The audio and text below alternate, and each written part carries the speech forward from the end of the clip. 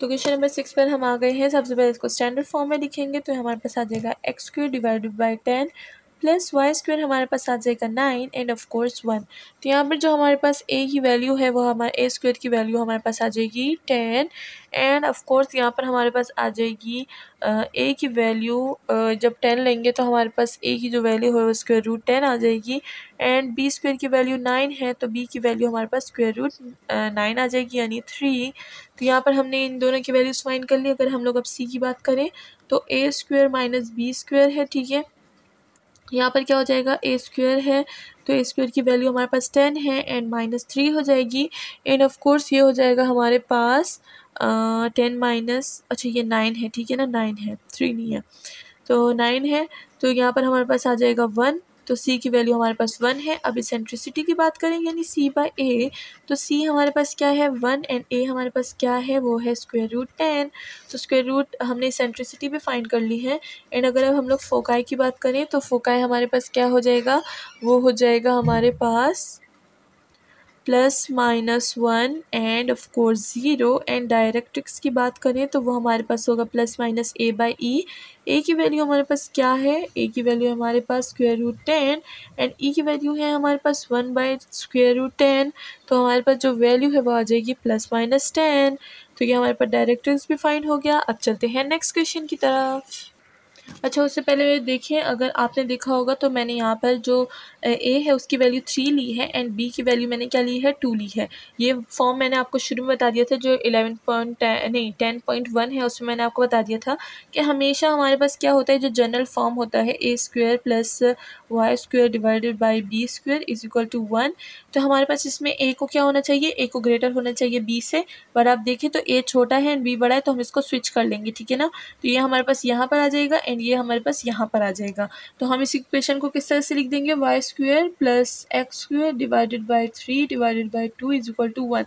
तो हम लोग इसको कुछ इस फॉर्म में लिख देंगे। ये मैं इससे बता रही हूँ कि अगर कोई भूल गया हो 10.1 में तो मैं तो उसको दोबारा याद दिला दूँ, ठीक है ना। तो ये हमने कुछ इस तरह से फाइंड किया है, क्योंकि फिर कमेंट सेक्शन में स्टूडेंट्स पूछते हैं कि आपने डायरेक्ट स्टेप कर लिया था। क्योंकि वो चीज़ें मैं पहले से बता चुकी होती हूँ तो मैं समझती हूँ कि आपको याद होंगी, बट किसी किसी को याद नहीं रहती तो उनको मैं ये रिमाइंडर दे रही हूँ कि ये मैंने इस वजह से ऐसा किया है, क्योंकि हमने यहाँ पर इंट्रोडक्शन में ये रूल पढ़ा था, ठीक है। तो इंट्रोडक्शन मिस ना कीजिए और अगर आप भूल चुके हैं एंड आप दोबारा से एक्सरसाइज कर रहे हैं तो आप इंट्रोडक्शन सबसे पहले देखिए ताकि आपको वो चीज़ें दोबारा से रिवाइज हो जाएँ। ओके, अब चलते हैं नेक्स्ट क्वेश्चन की तरफ।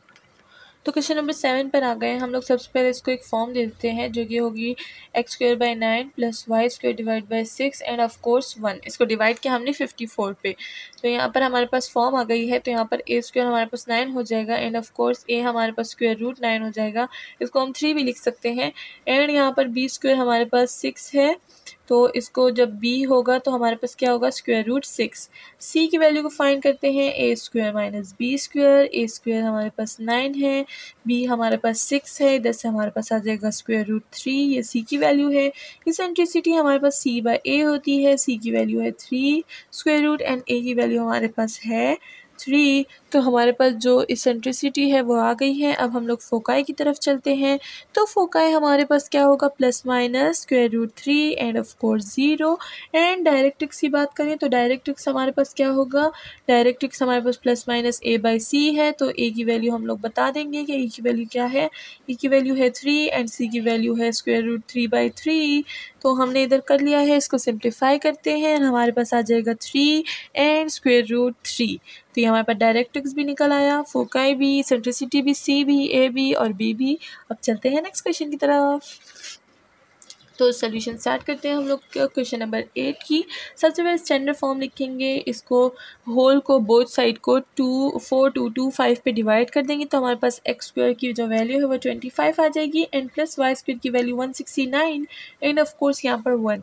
तो देखिए अब ये ए छोटा है एंड बी बड़ा है तो हम लोग इसको स्विच कर लेंगे, यानी Y square divide by 169 and plus X square divided by 25 and is equal to 1। हम लोग इसको इस तरह से लिख देंगे, this is also standard form. तो यहाँ पर हमारे पास ए स्क्वायर की वैल्यू क्या हो जाएगी 169 एंड ए की वैल्यू हमारे पास क्या हो जाएगी स्क्वायर रूट 169।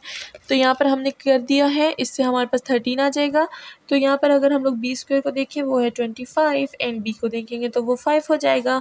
एंड यहाँ पर अगर हम लोग देखें तो हमारे पास सी निकलता है A square minus B square, A square क्या था 169 एंड 25, तो यहाँ पर हमारे पास जो आंसर है वो 12 आ जाएगा।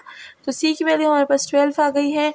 एंड अगर हम लोग यहाँ पर इसेंट्रिसिटी की बात करें सी बाय ए, तो सी है 12 एंड ए हमारे पास 13 है, तो ये हमारे पास 13 और 12/13 आ गया।